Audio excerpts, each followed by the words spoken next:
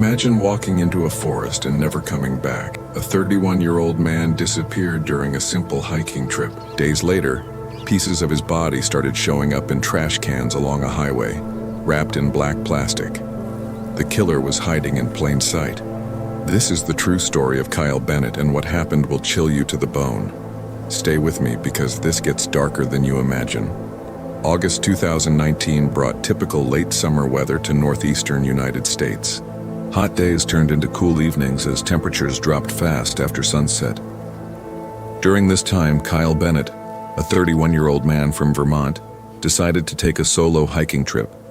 He picked forest trails near the border between New York State and Canada. His plan seemed simple enough. Spend a few days in nature, follow a route he studied on maps, and return home with fresh memories. Nobody could have known this trip would be his last. Kyle worked as a manager at a small construction company in Burlington. He was not a professional hiker or survival expert. He simply loved the outdoors and regularly escaped to the woods when city life became overwhelming. Friends described him as calm and friendly. He preferred quiet moments and solitude over loud gatherings. Trouble was something he avoided. Conflict made him uncomfortable. His life followed a steady rhythm. Kyle had no wife or children, just an elderly mother who meant everything to him. He called her several times every week without fail. She became the first person to sense something was terribly wrong when those calls suddenly stopped. Kyle was last seen in Plattsburgh, a small town on the western shore of Lake Champlain. This quiet place served as a starting point for hikers heading toward the Adirondack Mountains. Kyle walked into a local sporting goods store that afternoon. He bought energy bars, grabbed a bottle of water, and updated the map on his phone. The saleswoman remembered him clearly. He was polite and smiled when he paid. Nothing seemed wrong. After leaving the store, Kyle headed straight for the trailhead leading deep into the northern forest. His backpack looked light, packed for a short trip lasting no more than a few days. He wanted to reach a lookout point, spend the night in his tent, and return by the end of the week. The first 2 days went smoothly. Kyle sent brief messages to his mother telling her everything was fine. The weather was perfect and he felt great.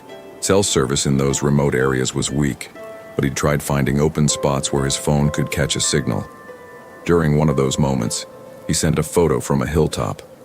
The image showed endless trees stretching toward the horizon under a clear sky. That photo became the last communication anyone received from Kyle Bennett. On the third day, complete silence fell. His phone went dead. His mother waited anxiously through the evening, then through the next morning.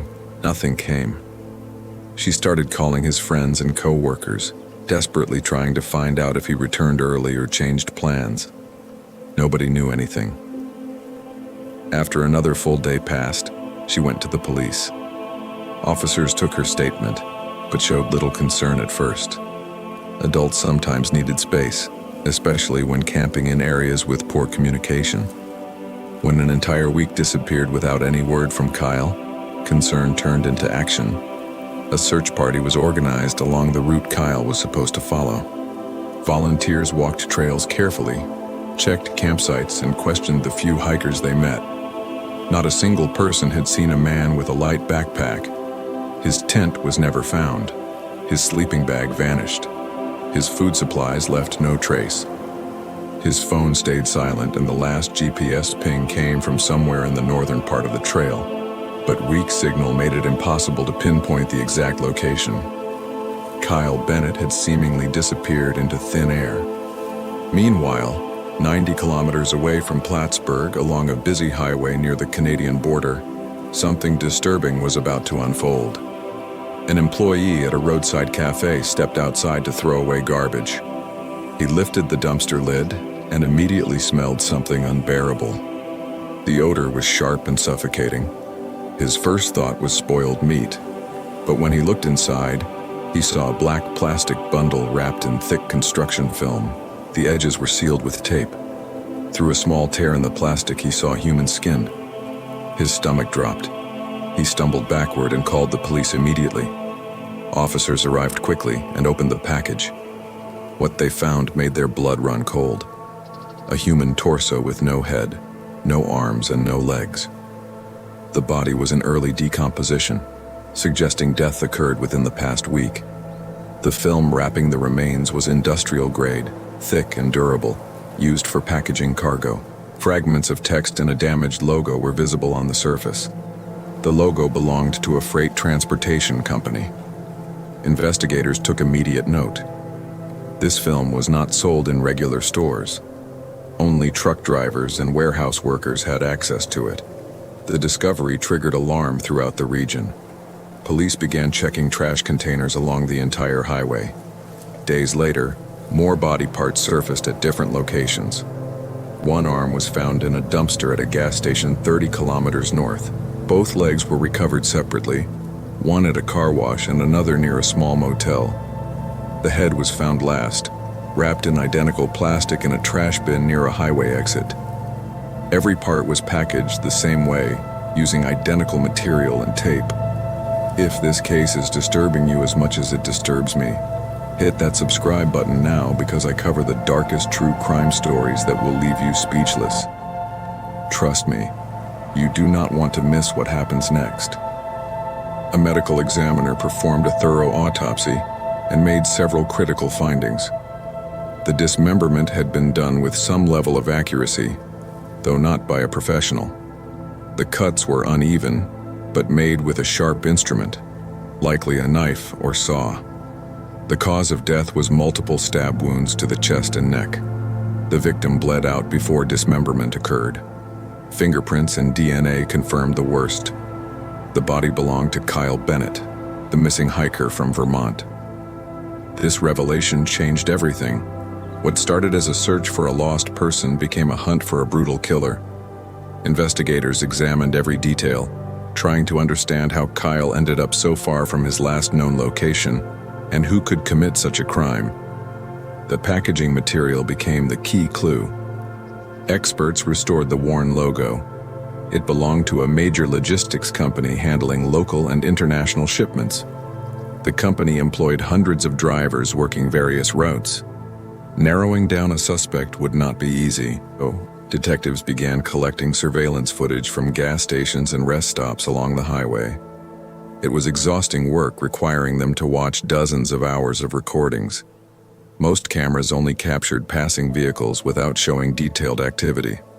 But at one gas station located about 70 kilometers from Plattsburgh, a camera recorded something suspicious. Late one evening, when the station was nearly empty, a truck pulled up near a dumpster. The driver climbed out, pulled a large black bag from the back and tossed it into the container. The entire process took less than 1 minute. He climbed back into the cab and drove away. The video quality was poor, and the driver's face remained hidden, but the truck's license plate was clearly visible. Investigators ran the plate through their system. The truck was registered to Glenn Shipley, a 49-year-old man living in upstate New York. A background check revealed deeply troubling information. In 2004, Shipley was convicted of attacking a tourist with a knife. He ambushed a young man in a parking lot near a forest trail and tried to rob him. The victim fought back and escaped. Shipley was arrested, convicted, and served several years in prison before being released early for good behavior. This connection felt too specific to be coincidence. Police immediately launched a search for Shipley. Records showed he continued working as a long-distance truck driver, regularly traveling through northeastern states and Canada. His routes passed directly through areas where Kyle's remains were discovered. Investigators secured a search warrant for his truck and home. When Shipley was detained at a rest stop, his reaction was chilling. He remained completely calm, made no attempt to flee, and showed no concern. He acted as though he had been stopped for a routine traffic violation. The search of his truck produced disturbing results. Bloodstains were found inside the cab in a small built-in freezer drivers normally used to store food. The freezer had been scrubbed clean, but forensic experts found traces of biological material in seams and corners. Lab analysis confirmed the blood belonged to Kyle Bennett. This placed Kyle's body directly inside that truck. But investigators found something even more terrifying. Hidden in a box beneath the seat was a collection of photographs. several dozen pictures showing men with backpacks. The photos were taken secretly from a distance in parking lots, on trails, at gas stations. None of the people knew they were being photographed. They were all roughly the same age, between 20 and 40, and all traveling alone. This discovery revealed a horrifying truth.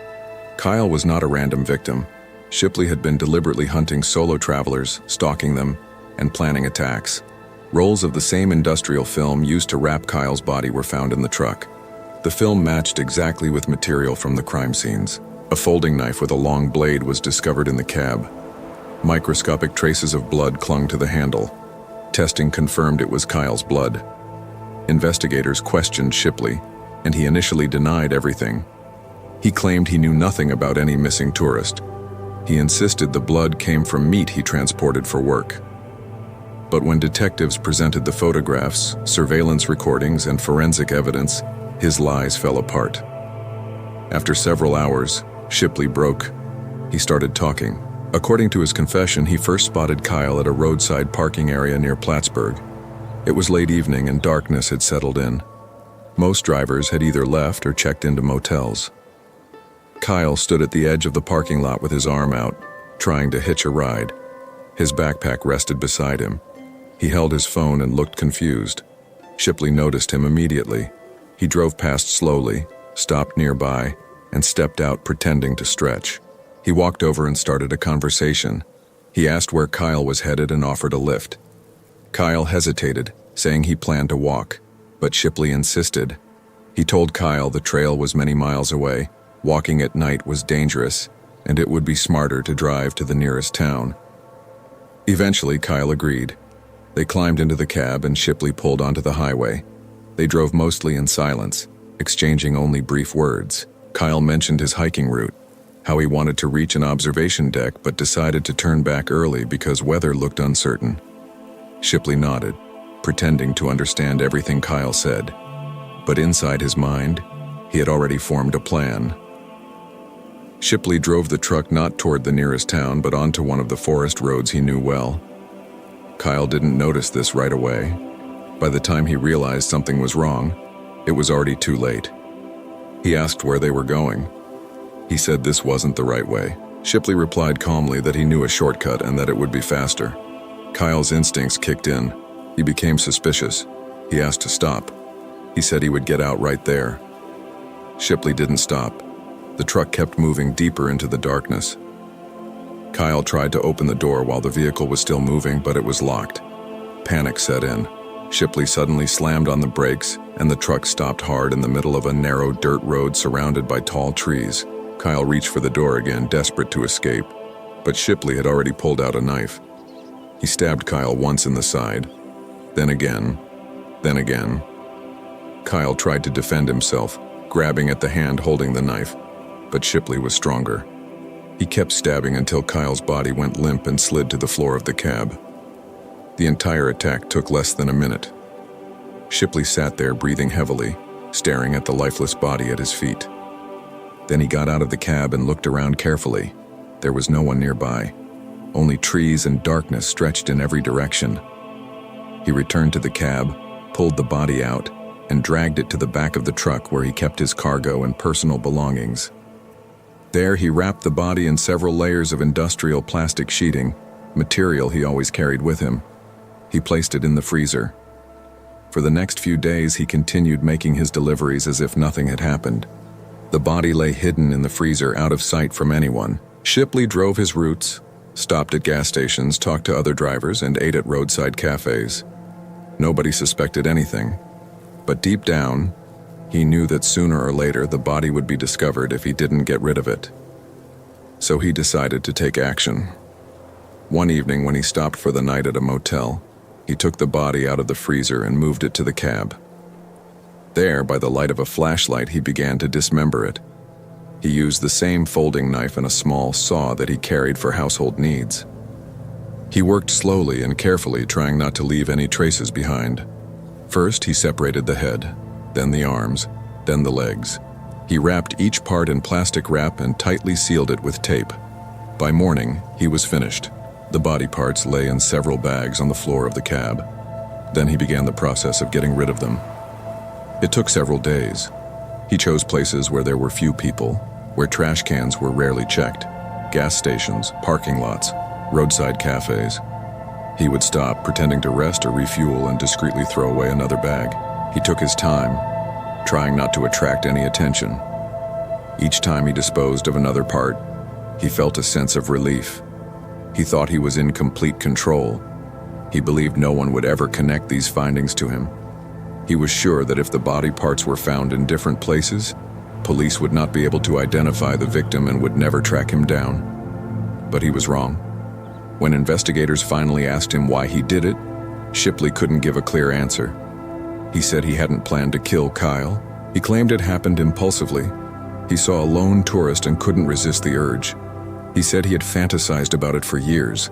He admitted he had been watching travelers for a long time, imagining what he could do to them. The photos found in his truck were proof of that dark obsession. He confessed that he had been taking pictures for several years, tracking down men who traveled alone, memorizing their faces and routes. But Kyle was the first person he actually killed. At least that's what he claimed. Investigators weren't sure he was telling the truth. Given the number of photos and his previous criminal record, suspicions arose that Kyle might not be the only victim. A lengthy investigation began to check all missing persons from recent years, especially those who disappeared in areas where Shipley's routes passed. Several cases were discovered where tourists had vanished under similar circumstances. Some of them were never found. However, it was not possible to prove Shipley's connection to these disappearances. There was no direct evidence, no witnesses, no bodies. All the police had were suspicions and circumstantial coincidences. Nevertheless, the case against Shipley was more than convincing. The evidence was irrefutable. Blood in the freezer, photographs, film, a knife, camera recordings. His own testimony only confirmed what the investigation already knew. He was formally charged with first-degree murder and desecration of a corpse. The trial began a few months later. The defense tried to prove that Shipley acted in the heat of passion. They argued the murder was not premeditated and that he deserved leniency. But prosecutors presented evidence showing it was a planned crime. Photographs collected over the years proved that Shipley had been planning to attack tourists for a long time. The way he cold-bloodedly dismembered the body and disposed of its parts showed he acted deliberately and without remorse. Kyle's mother attended all the hearings. She sat in the courtroom, listened to the testimony, and examined the evidence. Her face remained calm, but her eyes revealed deep pain. She had lost her only son, and nothing could bring him back. When she was given the floor to speak before the sentence was handed down, she stood up slowly. She said she did not want revenge. She did not want to see Shipley suffer. She simply wanted him to never be able to harm other people again. Her words were simple, but they made a strong impression on the jury. The trial lasted several weeks. The jury heard all the testimony and examined all the evidence carefully. In the end, they returned a verdict of guilty on all counts. The judge sentenced Shipley to life in prison without the possibility of parole. When the sentence was announced, Shipley showed no emotion whatsoever. He simply nodded and allowed the guards to lead him out of the courtroom. It was the year 2021. After the trial, police continued investigating other missing tourists, trying to determine whether Shipley was involved in their disappearances. Dozens of routes were checked. Hundreds of witnesses were interviewed. CCTV footage from across the northeast of the country was carefully studied. Some of these checks yielded results. For example, it was established that in 2017, a 25-year-old tourist from Massachusetts disappeared in the area where one of Shipley's routes passed. He was also traveling alone and was last seen at a roadside rest stop. His body was never found. However, there was no direct evidence of Shipley's involvement. There were no camera recordings, no witnesses who saw them together. Only a coincidence of time and place. There were several other similar cases that raised red flags. In 2015, a tourist from New Hampshire went missing. In 2018, a man from Canada who was crossing the border on foot disappeared. In 2019, just a few months before Kyle's murder, another traveler vanished without a trace. All of them were about the same age. All were traveling alone. All disappeared in areas where truck routes passed. but none of them were ever found.